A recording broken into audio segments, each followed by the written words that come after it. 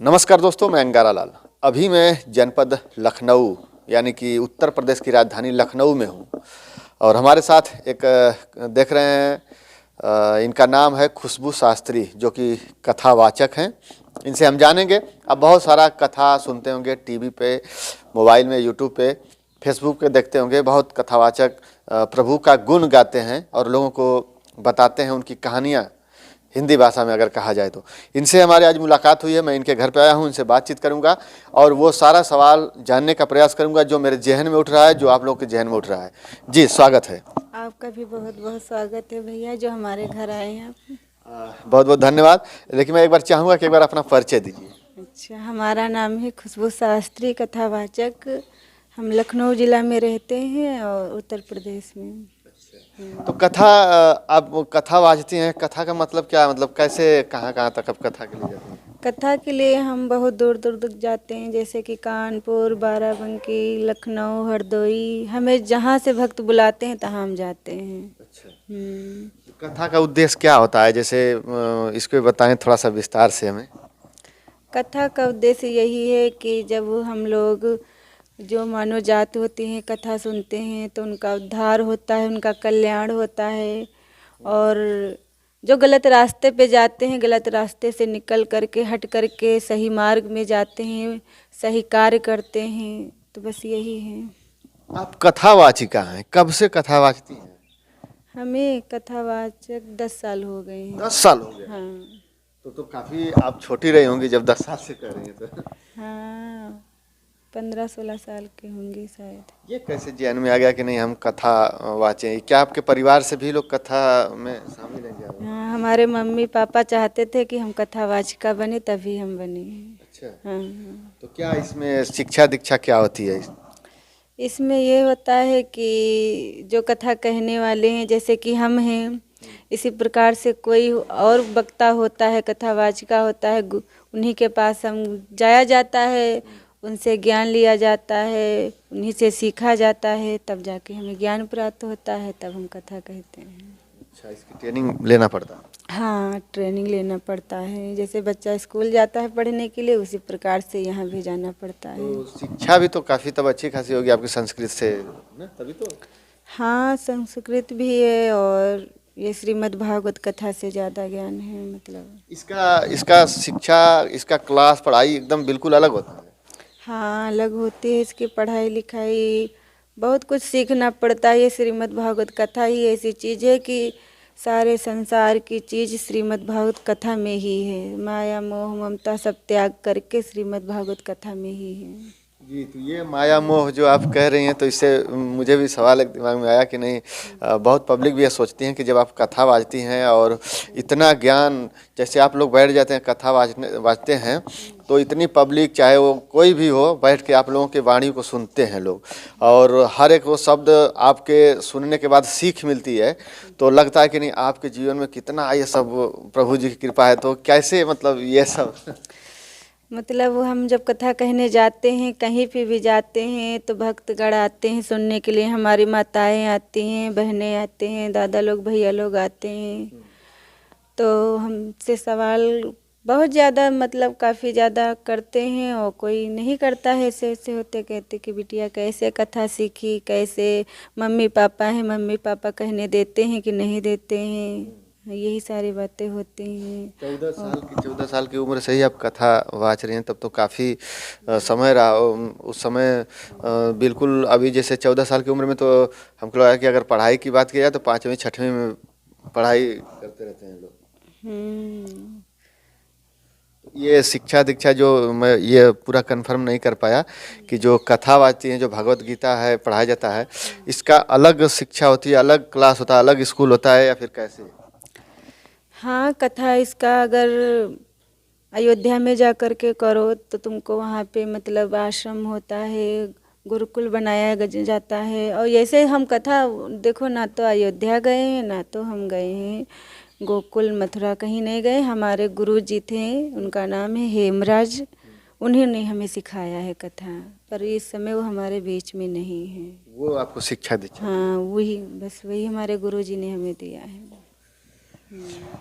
तो बताइए, गुरु जी शिक्षा दिए हैं और पढ़ाई अभी जैसे में बहुत लोग हैं, आपकी लंबाई भी अच्छी खासी है और लोग नौकरी की तलाश में रहते हैं कि नहीं हमें कोई सरकारी जॉब मिल जाए और परिवार को संभालने में तमाम सारी चीज़ें जो कि घर गृहस्थी से लेकर संबंधित होती है, और ये आप सब कुछ त्याग दिए, यानी इसका मतलब कि भगवत गीता का ज्ञान हो गया तो सब कुछ अब जो है। नहीं, मतलब घर गृहस्थी नहीं त्यागे हैं, घर गृहस्थी भी देखेंगे, माँ बाप बहन भाई को देखेंगे और भगवान की भक्ति में लीन रहेंगे। कैसे फिर परिवार को समझाती होंगी, कैसे उनको, क्योंकि हर परिवार में मैं देखता हूँ जो कि लड़ाई झगड़ा होता रहता है, और अब मैं वो पूछना नहीं चाहता हूँ क्योंकि आप लोग तो जब आप एक कथावाचक हैं तो परिवार में हर चीज़ को आप समझा बुझा के समझते होंगे, आपके परिवार के सभी लोग उस चीज़ को समझते होंगे। जैसे में लगता है कि कथा में कोई भी व्यक्ति अगर जाता है, कथा में 1-2 घंटा अगर कथा में सुन के जाता है वो घर पे, तो उसकी बहुत सी बुरी आदतें हैं जो वो उससे मुँह मोड़ लेता है। हाँ, हम जब बहुत सारे ऐसे लोग आते हैं, ऐसे भक्त आते हैं कि कोई कोई कार्य करता है गलत, कोई कुछ करता है, जब हमारे कथा में आते हैं तो हम उन्हें अच्छी प्रकार से सीख देते हैं कि नहीं, यहाँ से हट कर के आप इधर देखिए, भगवान की भक्ति देखिए, ये चीज़ गलत है, ये चीज़ सही है। तो बहुत भक्त होते हैं, सिधर के सही रास्ते में आ जाते हैं। हाँ, और हमारे घर में तो लड़ाई झगड़ा होता ही नहीं है। हाँ, पहले से ही बचपन से ही हम लोग पूजा पाठ करते हैं, हम तो सबसे बचपन से ही हम भक्ति के लाइन में हैं। हाँ।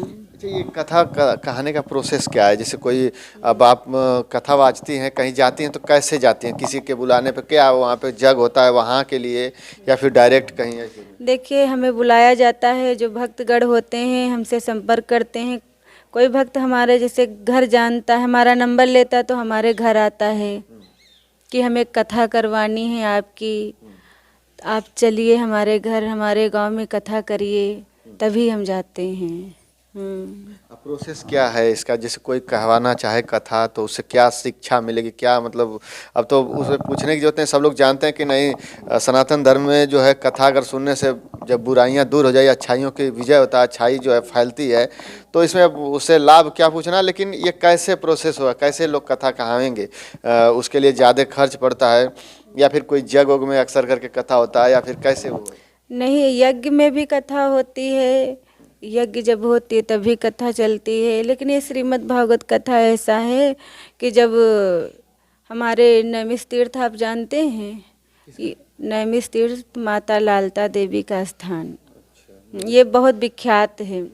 तो यहीं पे बताया गया है कि इसी कलयुग में 88,000 ऋषि मुनि आए थे। वहाँ पे ब्रह्मा जी के 4 पुत्र थे जो सनातन नाम से जाने जाते हैं। उन्हीं ने सूत भगवान से सवाल किया था कि ये श्री ऐसी हमें कोई गाथा सुनाओ, ऐसी कथा सुनाओ जो मानव जीवन का कल्याण हो जाए। तब सूत भगवान ने कहा था कि अगर कल्याण चाहते हो तो आप श्रीमद् भागवत कथा सुन लो। क्योंकि जब भगवान कृष्ण अपने धाम को जाने लगे थे तब सब कुछ, सारा रस इसी श्रीमद् भागवत कथा में छोड़ गए थे। तो श्रीमद् भागवत कथा को सुनने से प्राणी को सिर्फ 2 लाभ मिलते हैं, एक होता है कल्याण और दूसरा होता है निस्तार।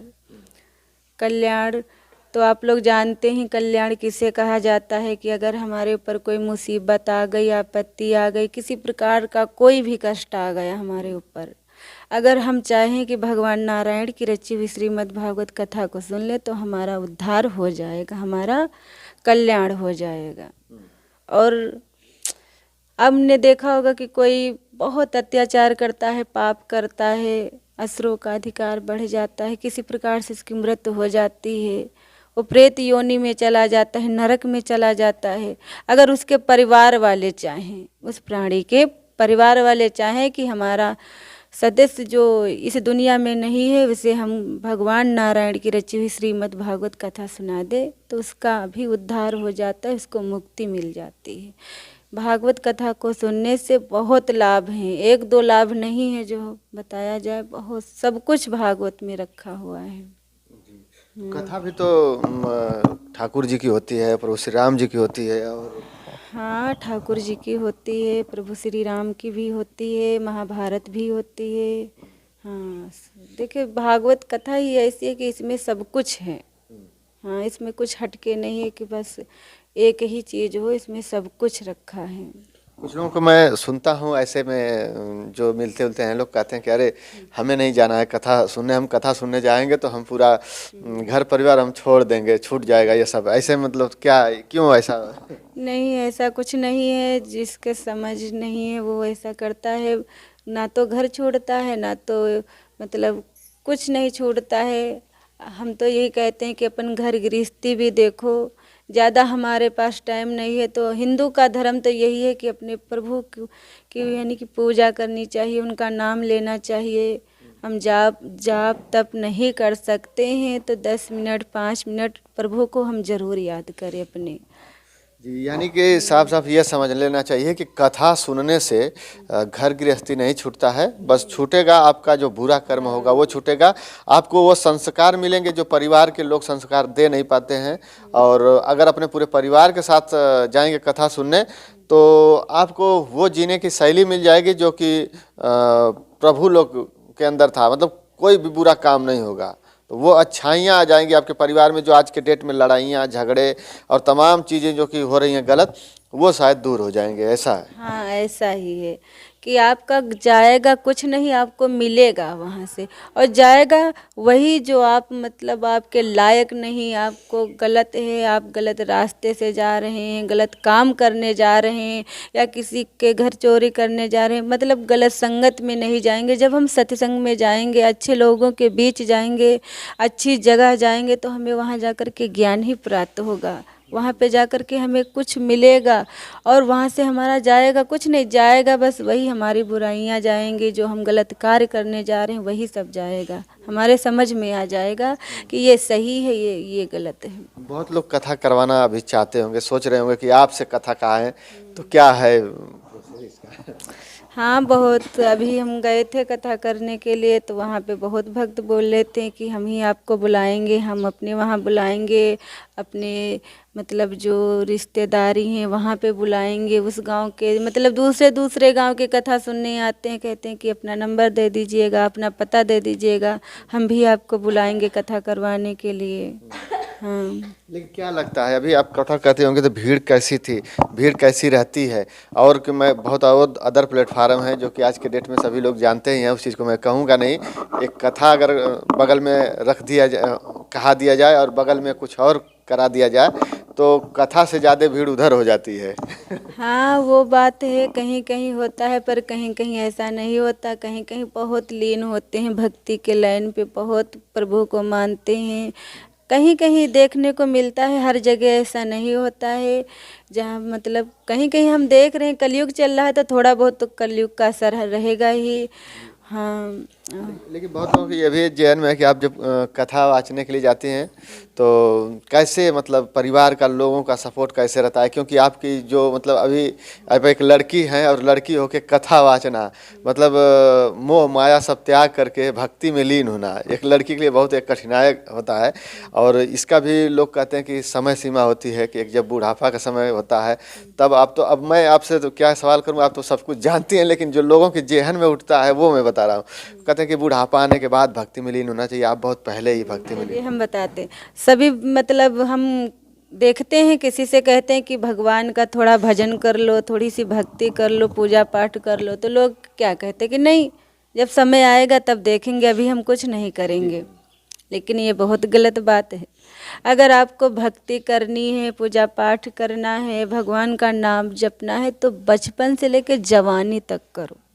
बुढ़ापे में कुछ नहीं रखा। बुढ़ापा जब आ जाता है हमारे और आपके ऊपर, तो बुढ़ापे की हालत तो जानते हो कैसी होती है। मुँह से कहते हैं राम राम, लेकिन निकलता कुछ और है, मरा मरा। बुढ़ापा जब आता है तो ना तो सही से कान काम करते, ना तो आंखें काम करती, ना तो ये हमारे हाथ पांव काम करते हैं। उठने बैठने में हर चीज़ से परेशानी, हमें दिक्कत हो जाती है। तो अगर हमें कुछ भी करना है जीवन में तो आज ही करना है, कल का इंतज़ार नहीं करना है। और भगवान की भक्ति है, पूजा पाठ है, तो बचपन से लेकर जवानी तक ही करनी चाहिए।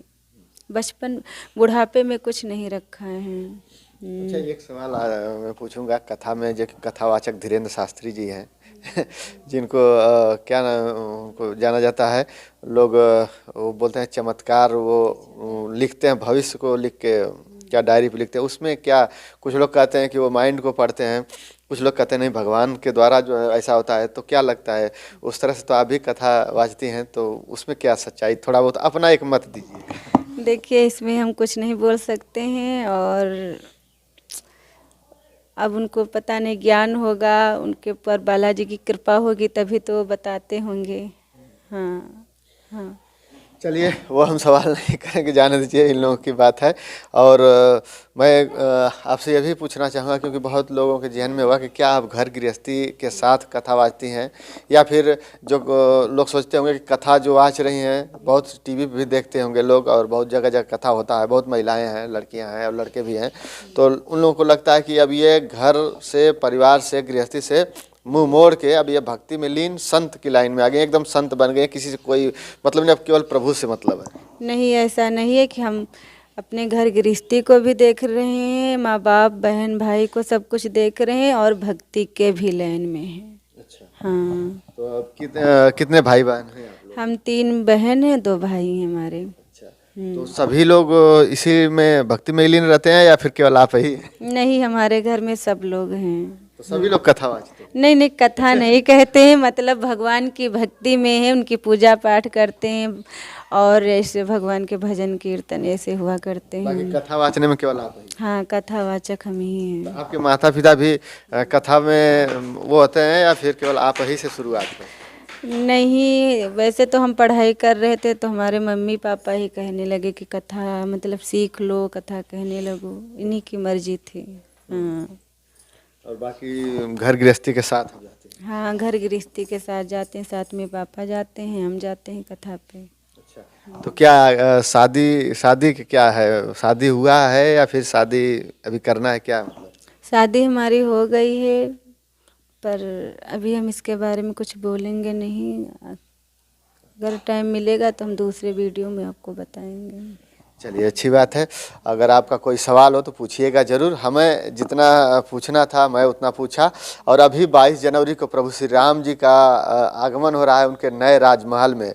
बहुत लोगों के द्वारा ये सुनने को मिल रहा है कि प्रभु श्री राम जी तो बहुत पहले वनवास काट के वो सतयुग में आए थे और चले गए, और कितनी बार अयोध्या में प्रभु श्री राम जी आएंगे, इस बार भी कैसे कह रहे हैं लोग आएंगे। प्रभु श्री राम जी तो पहले से ही आए हुए हैं। हाँ, भगवान श्री राम का तो पहले ही त्रेता युग में जन्म हुआ था। फिर कैकेयी ने उन्हें 14 वर्ष के लिए वनवास भेजा था, लेकिन अब की बार कलयुग में फिर से वापस पहले से ही वो हैं, देखो कहीं गए नहीं है, पर हमारा और आपका मतलब एक वो है। और अब की बार हमारे मोदी जी और योगी जी फिर से पुनः उनको वहाँ हाँ कलयुग में ला रहे हैं, तो हमें तो बहुत ही खुशी है कि हमारे प्रभु श्री राम अपने महलों में आ रहे हैं। बस हम चाहेंगे कि प्रभु श्री राम जी के लिए, अब क्योंकि कथा वाचती हैं, तो प्रभु श्री राम जी का कुछ लाइन इस आगमन पर दर्शकों को सुनाइए। कुछ संगीत, क्योंकि अब कथा में तो गीत संगीत भी चलता रहता है, तो दोनों तरह से हम चाहेंगे कि कुछ उनका गुण गाइए। हम प्रभु श्री राम के बारे में बस यही कहेंगे कि कुटिया से निकल करके एक तिरपाल की झोपड़ी बनी हुई थी, उसमें रहते थे। अब कलयुग में पुनः फिर से आ रहे हैं हमारे मोदी जी, योगी जी, उनको वापस फिर से आए। जिस प्रकार से जब त्रेता में हमारे प्रभु श्री राम को वनवास हुआ था, माँ कैकेयी ने उन्हें वनवास भेजा था, और जब लंका से रावण का वध करने के बाद में सारा मतलब वनवास पूरा करने के बाद में माँ सीता के साथ में जब अयोध्यापुरी में आए थे, तो सारे अयोध्या के नगर के वासी ने जैसे कि अपने अपने घरों में दीपावली मनाई थी, दीपों से अपना अपना घर सजाया था फूलों से, उसी प्रकार से अब की बार जब हमारे यहाँ प्रभु श्री राम अपने महलों में आ रहे हैं, तो हम लोग फिर से वैसे ही उनका स्वागत करेंगे। तो प्रभु श्री राम के लिए बस थोड़ा सा हमें बोलना है कि सजा दो घर को गुलशनी सा, सजा दो घर को गुलशनी सा, अवध में राम आए हैं, अवध में राम आए हैं, मेरे सरकारी आए हैं, लगी कुटिया भी दुल्हन सी, लगी कुटिया भी दुल्हन सी, अवध में राम आए हैं। सजा दो घर का गुलशन सा, सजा दो घर का गुलशन सा, अवध में राम आए हैं, अवध में राम आए हैं। बोले सिया रामचंद्र भगवान की जय। बहुत ही प्यारा भजन। और सभी लोग सजा दीजिए अपने घरों को, क्योंकि प्रभु श्री राम जी 22 जनवरी को अपने कुटिया से अपने महल में आ रहे हैं। और उस दिन सभी लोग बड़े हर्ष उल्लास के साथ अपने घर को सजा करके दीपोत्सव मनाइए, दीपावली मनाइए। तो आज हमारे साथ कथावाचिका खुशबू शास्त्री ये हैं, इनका पैतृक निवास लखनऊ में। अगर आप लोगों को कहीं भी कथा, चाहे प्रभु श्री राम जी का हो, चाहे ठाकुर जी का हो, चाहे और किसी का भी होता है, नहीं, बस कथा तो मतलब वैसे तो भगवान ने 23 अवतार ले चुके हैं, 24 अवतार इनके बताए गए हैं, इनकी लीलाएं तो मतलब देखी जाए तो इस हिसाब से बस कृष्ण के रूप में और प्रभु श्री राम के बारे में मेन बताई जाती है। वैसे तो इनके बहुत सारे जन्म हुए, उन्हीं के जब कथा होती है तो संक्षेप में उनके भी बारे में बताया जाता है। और कई दिनों तक होती है कथा। हाँ, ये कथा वैसे तो 7 दिन की रखी जाती है, 7 दिन की ठीक रहती है कथा, 7 ही दिन की बताई गई है। लेकिन जिस प्रकार से भक्त सुनते हैं, जैसे कि 5 दिन की या 7 दिन की या 9 दिन की या 11 दिन की। चलिए, तो कथा करवाना हो तो संपर्क करिएगा। इनका मैं मोबाइल नंबर डिस्क्रिप्शन बॉक्स में दे दूंगा, आप संपर्क करिएगा। जो भी कथा कहना होगा जिस प्रभु की, वो जरूर आप लोग एक बार इनको याद करिएगा। तो दोस्तों, बस इस वीडियो में इतना ही, फिर मिलते हैं अगली वीडियो में। तब तक के लिए जय हिंद, जय भारत, जय श्री राम।